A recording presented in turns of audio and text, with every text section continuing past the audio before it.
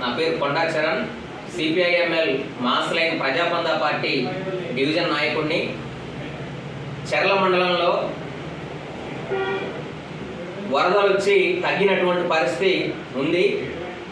దీని కారణంగా వరదలు తగ్గిన తర్వాత మండల వ్యాప్తంగా అన్ని గ్రామాలలో బురద అపరిశుభ్రంగా బురద చేరుకున్నటువంటి పరిస్థితి ఉంది.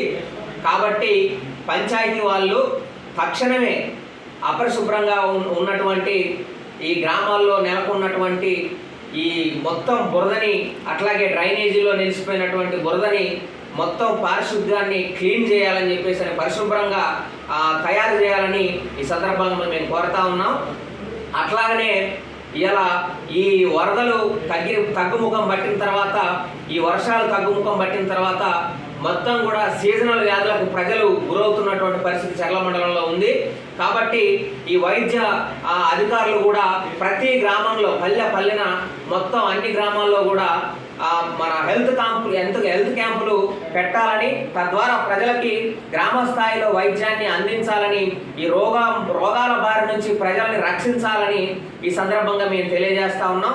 తక్షణం పంచాయతీ అధికారులు, వైద్య అధికారులు ఇద్దరు కూడా ఐక్యతతోటి గ్రామ పరిశుభ్రత, అదేవిధంగా గ్రామ ప్రజల ఆరోగ్యాలకు సంబంధించినటువంటి విషయంలో పకడ్బందీగా యుద్ధ ప్రాతిపదికన పనిచేయాలని, ప్రజల ఆరోగ్యాన్ని రక్షించాలని, గ్రామంలో ఉన్నటువంటి అపరిశుభ్రతని లేకుండా చేయాలని ఈ సందర్భంగా మేము డిమాండ్ చేస్తున్నాం.